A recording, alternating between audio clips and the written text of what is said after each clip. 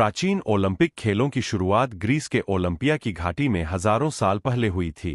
हमें नहीं पता कि वे सबसे पहले कैसे, क्यों या कब शुरू हुए थे। ओलंपिक खेलों की शुरुआत के बारे में जो कहानियां हैं, उनमें से एक में महान नायक हरक्यूलिस का उल्लेख मिलता है। हेरक्यूलिस अपनी ताकत के लिए मशहूर था। माइसीनी के राजा को जलन होती थी क्योंकि हेरक्यूलिस उससे अधिक प्रसिद्ध था। इसलिए उसने हेरक्यूलिस को बहुत से कठिन और खतरनाक काम करने का आदेश दिया। वह निश्चित था कि हेरक्यूलिस उन कामों को करते हुए मर जाएगा। लेकिन हेरक्यूलिस न केवल बलवान था, बल्कि बहुत चालाक भी था।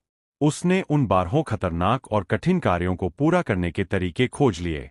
देवताओं के राजा जियुस इतने प्रसन्न हुए कि वे हरक्यूलिस को अपने साथ माउंट ओलिम्पस ले गए ताकि वह देवताओं के बीच रह सके।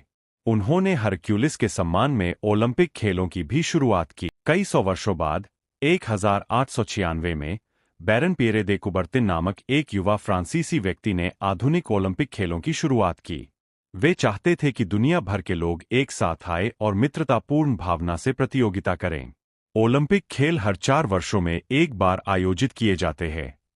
5 छल्लों वाला ओलंपिक प्रतीक 5 महाद्वीपों की एकता का प्रतीक है।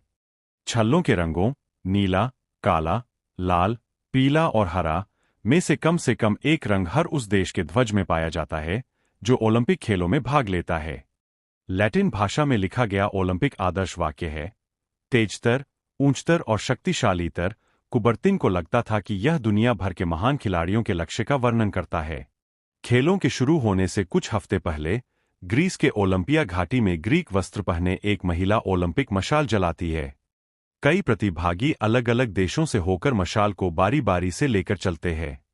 अंतिम धावक खेलों के शुरू होने से ठीक पहले मशाल को स्टेडियम तक लेकर आता है। इसके बाद ओलंपिक की लौ खेलों के समाप्त होने तक जलती रहती है।